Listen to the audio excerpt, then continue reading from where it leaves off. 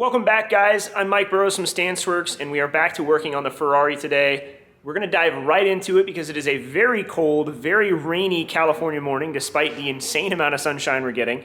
And I need to build some body heat. We're going to pick up right where we left off last time. I showed you guys in the last episode how we used the tubing bender and tubing to build some chassis components for this thing, and we've still got some more work to go before we call that part of the job done. We got one straight tube and one curved tube in place on the driver's side of the car, and we've got to make a matching curved tube for the passenger side. So let's do it.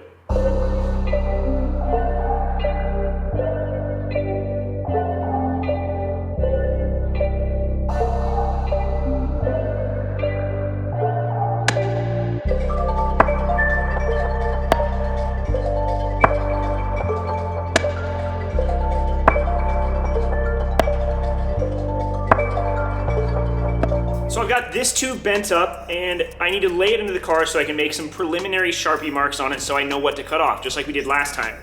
But before I do this, and I know I'm interrupting progress already, but I wanted to dive into a few small subjects because several of you guys asked. The first one is, what material am I even using? What do you do this kind of stuff with? And what I'm working with is 1.5" diameter 095 wall DOM tubing that's drawn over mandrel, and pretty much every chassis and roll cage out there is built with this stuff. It's kind of the gold standard for being easy to work with, anyone can weld it, and it's available pretty much at any metal supply place. Now, there are other materials. There's chromoly tubing, which is another step up, but it's really difficult to work with. It's hard to weld. It needs to be annealed after you do it. It's prone to cracking, but it is lightweight. You can work with thinner material. The other technology that's relatively new is Docal R8, and it's a roll cage tubing designed specifically for roll cages, although it is a seamed welded tube. You'll notice that this does not have a weld anywhere around it, versus something like Hiru that does, which isn't approved for roll cages unless it's an old car that's grandfathered in. I'm not working with Docal because it's expensive and it's hard to get. I'd have to wait several weeks to get my hands on it, and this stuff is available everywhere. So this is what I went with. I also didn't want to go with something thinner because even though I could, we're not building crash structure here, it's just suspension support. I'm learning to TIG weld, and I didn't want to do anything that would make this a lot more difficult than it needs to be. Now, the other question is, why am I not using square tubing? Because that's what's in the Ferrari already. And honestly, I spent a lot of time trying to make this decision, and the only thing I could come up with as for why to use square tubing versus round is for aesthetics. This is nowhere near as strong as round tubing, especially DOM. This stuff is a joke in comparison. It's also really hard to work with. It's very hard to node into other pieces. You can't bend it very easily or very beautifully. It's just not a good material to build chassis structure out of, and no one in their right mind would do it, outside of, I guess, Ferrari. So I decided not to use this. I'd rather work with round material and make it look good in its place. That is a challenge in and of itself, but it's one I'd rather take on because I know I can take a lot more pride and confidence in what I've built with this. So let's cut this and put it in the car. Obviously, I've been working in the background this whole time, working on fitting this tube, and just as it was in the previous episode, this is a process of trial and error, slowly removing bit by bit of material until this tube fits, and it does have to fit perfectly in the end. Now, hopefully this shows, but in an effort to give you guys a better idea of what this side of the process looks like, with this tube loosely in place, you can see I've got a gap here, which means I need to remove more from the inside of the cut in order to sink this down so this can be welded. And there's a gap here versus here. Now, fortunately, as we pivot the whole tube, if we remove material here, we will close this up and this up simultaneously. That's the idea, at least. We're pretty close.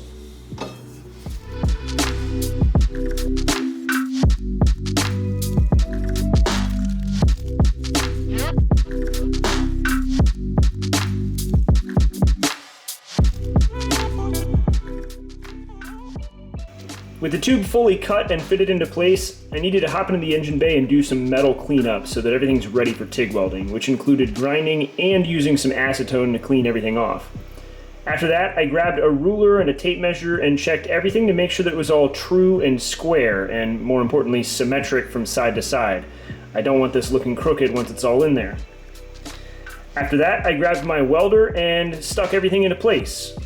This time around, I upgraded to 3/32 filler rod and lanthanated tungsten, and I felt like this worked a lot better for me. I was a lot happier with how these welds turned out in comparison to the last ones.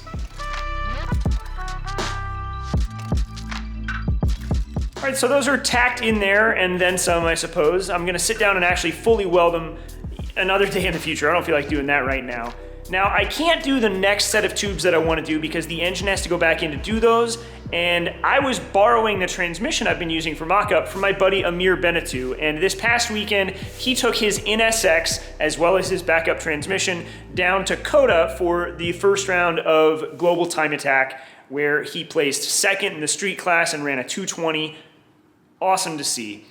However, that means he's got that transmission right now, and I gotta get it back from him this week so I can keep making progress here. So in the meantime, I wanna make some sheet metal plates to go on top of these tubes. I think one, it'll look really good, and two, maybe a little bit of structure. I don't think it really needs it, but we'll go with that. So let's make some templates.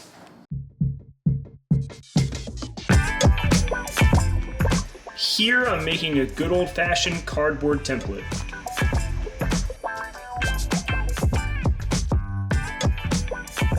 With it cut out, I went on and traced it onto some sheet metal so that I can get these plates formed. While I don't get to use it often, I'm glad I get to use the shear in this moment because this tool is incredible and makes cutting straight lines out of sheet metal about as easy as anything could possibly be. It's just a matter of stomping on the pedal and out comes the part. I wanted to cut these down so I'd have a more manageable piece of material to work with. With the patterns traced out, it's just a matter of cutting it out. And while doing this with a cutoff wheel and angle grinder is definitely doable, I miss having Riley's bandsaw in the shop as it makes much cleaner and easier cuts and is quite a bit quicker to use too. After the cutoff wheel, I'm swapping to a flap disc and cleaning up the edges, but it's worth mentioning if you do this, be careful not to hang your sheet metal too far over the edge of the workbench because you can and will grab the part and completely wreck it. After that, I'm using a DA and some sandpaper just to clean up the material, and this isn't necessary at all, but it helps me see the edges and get a better idea of what I'm working with as a whole. After that, I'm repeating this whole process for the other side.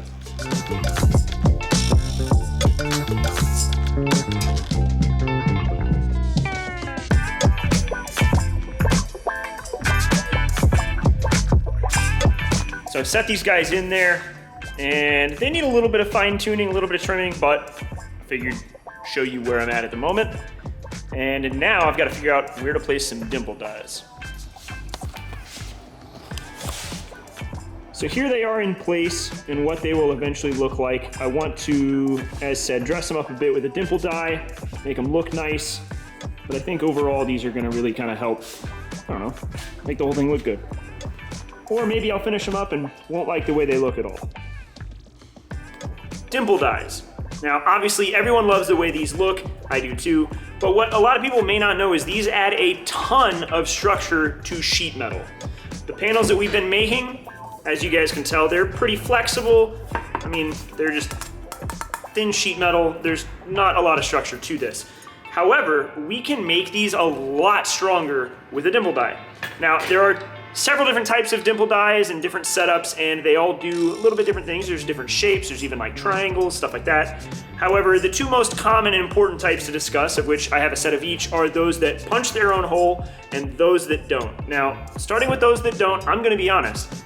I don't know why anybody would ever really want these. I haven't found a great use for them. I bought these before I bought the others. You have to cut your own hole for the size of the die itself and then use a press or a bolt to draw them together, and it will form this radius into your part. They work well, but having to cut your own hole, and if you're gonna use this on sheet metal, the only thing you can't use it on, hole saws don't work well on sheet metal, so unless you're doing some sort of like plasma or laser cut part, I don't know how great these really are. So maybe skip these. But there are the exact same thing that have a cutter inside of them. They're 3 pieces. So just like the other one, this will form, it's a male and female die, but inside of it goes a cutting tool that will get drawn through the part as you use a press or a bolt to do the job, and it will punch out the hole the size that you need to make this work. So all you really have to do is put a 1/2-inch hole in it for a bolt or a locating pin to use the part. I would definitely recommend these. They're really helpful. They're great to have around. They're kind of tricky to use. You got to make sure you account for the outside diameter, and you can't pinch too close to the edge of sheet metal, you'll mess it up. But really helpful, really cool tool, great for sheet metal, makes awesome looking parts. Just make sure to get some with the cutting heads in them. I'm measuring 1/2-inch borders around the part, which I grabbed from measuring the car. I know that these panels overlap the sheet metal by pretty much a 1/2 inch, and I want to make sure that my dimple dies are in the correct place and match side to side. After that, I'm using one of these automatic center punches to mark a center hole. These are awesome to have and come in different sizes for different materials. After drilling the holes out to a 1/2 inch on each panel, I'm ready to take them over to the press and dimple die them.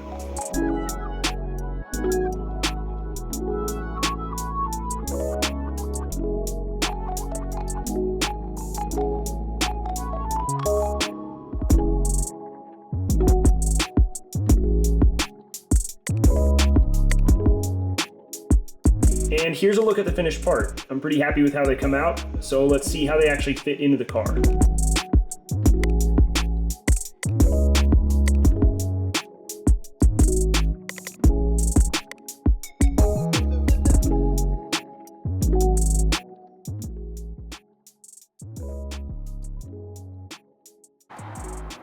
So there you guys have it. Those are sitting in there. They need a little bit more fine tuning as mentioned before, but overall I think they look pretty good. I think it's gonna make the entire application of these new round tubes look a lot better. And once we have some more tube work in place and kind of build some similar gussetry, I think the whole thing's gonna look really good. So let me know what you guys think. I might wanna see if I can buy a small dimple die and put maybe like a small one here and here. I think that would look pretty nice. I don't have anything quite small enough to fit in here, but overall, pretty happy with that.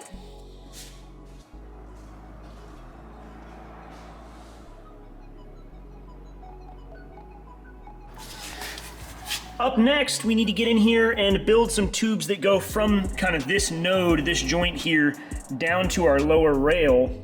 But as said, I do need to get the engine and transmission back in here for that. I don't have the transmission at the moment, so there's not much good in doing that. So hopefully, come next week, that will be what we work on next, so we can finish up the tube work back here. Now, those are just gonna sit there for now. I can't weld them until I fully weld the tubes that are underneath them, and I wanna make more progress before I do that. So they're just gonna hang out, but we are making forward progress. I'm excited about it. There is one other thing to talk about today though, or maybe a couple, but the big one is weight. We haven't talked about weight in a long while. I haven't weighed the car since we started, and if you guys missed it or just haven't seen that episode, when we first began, this car, complete driving, was 3,132 pounds with about an 1/8 tank of fuel in it and no spare tire under the hood.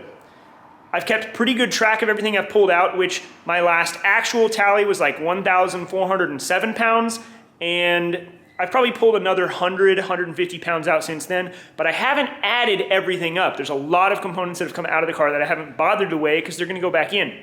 Now, I have figured I'm probably somewhere around 16, maybe 1,700 pounds removed. So best case scenario, that would put us somewhere around 1,500 pounds as it sits. Well, I weighed it and I figured I'd cross my fingers and hope for, you know, maybe 1,700 pounds total weight as it sits, but I was blown away. This thing right now, without those sheet metal parts we just put in it, is 1,185 pounds, and that's so much lower than I expected. We've pulled out a lot more weight than I thought, which is good and bad. Maybe I'm not doing the best job of keeping track. With that said though, that does mean we've got almost 1,000 pounds of weight to play with after we put the fully loaded engine and transmission back into the car. I mean, fully dressed, that engine and transmission combo without a turbo weighs 400 pounds. So we've got a lot of headroom in terms of putting this car back together and keeping the weight under my hopeful goal of 2,500 pounds. And at this point I'm thinking I might actually hit 2,300 pounds, and that would be insane. That would make this an incredibly lightweight steel-bodied 308. I don't know if there are any others out there that are quite that light. Maybe there are. As far as parts that gotta go back on, it's pretty much everything, but the interior is gonna be really lightweight, and I'm also hoping to mitigate that weight difference with composite doors. We're also gonna do a composite rear engine cover, presuming I can get my hands on one, and those are not in that weight calculation either. For weight still to come out of the car, there's still some fuel system components.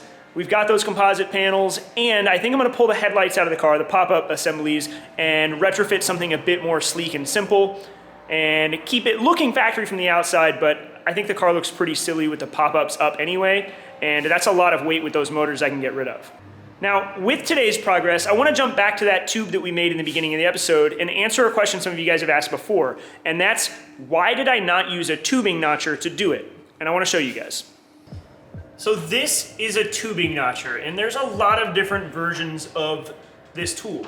I've had several of them, and I've landed on this one, which is a Bailey tubing notcher, because it's pretty simple and I like the way that it works, and while it is limited in certain functions compared to some other ones, like the JD Squared Beast notcher that I had prior to this one, it's capable of doing pretty much everything that you would want it to do.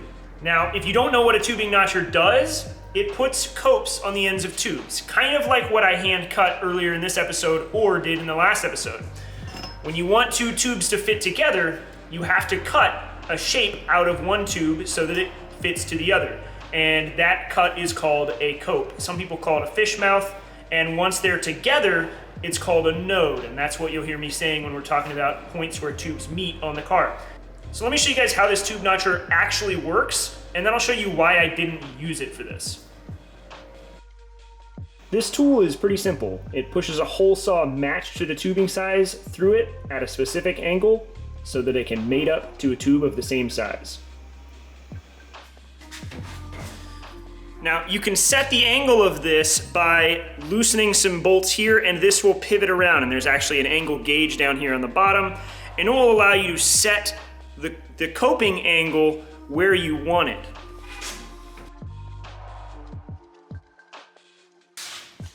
So with that done, now you can get an idea of the purpose behind this. As you can see, these tubes fit together really well. It doesn't leave a gap. You can weld this up. It's very useful, and you can adjust that so that these can line up at different angles. You can cope them multiple times so you can join multiple tubes together. Overall, super helpful tool, but it does have its limits, and that limit usually is if you want to either cut on the curve of a tube, some of which can do that, and the other is when you want a really shallow angle, or steep, depending on how you look at it. On those tubes that we put in the car, that angle, that cope was probably, I don't know, that long, maybe more. And the problem with that is it's really hard to push the saw through that. You need to stop every time you get to the depth of the hole saw, break another piece off, and keep going. And overall, sometimes that can just be problematic. I also didn't know exactly what angle I wanted to be at. I knew I was gonna fine tune it. And once you are really comfortable with an angle grinder, sometimes it's just quicker instead of cutting one really long cope. And with that said, you don't even technically need a tubing notcher. You can do an entire roll cage or tube chassis with just an angle grinder. So there's that for you too. All right, I guess that's done. I'm calling this one a day. That was a lot of progress. I'm really excited about it. I'm eager to go pick up that transmission from Amir, put it back in, and do some more tube work because I'm finally having fun. I appreciate you guys watching as always. I really appreciate the support. I know some of you really loved the M3 content on Tuesday, and some of you guys said, hey, that's not a yellow Ferrari. But we're back. We're gonna keep working on it. I will catch you guys on Tuesday with more Ferrari content. Thank you as always. I'll catch you then.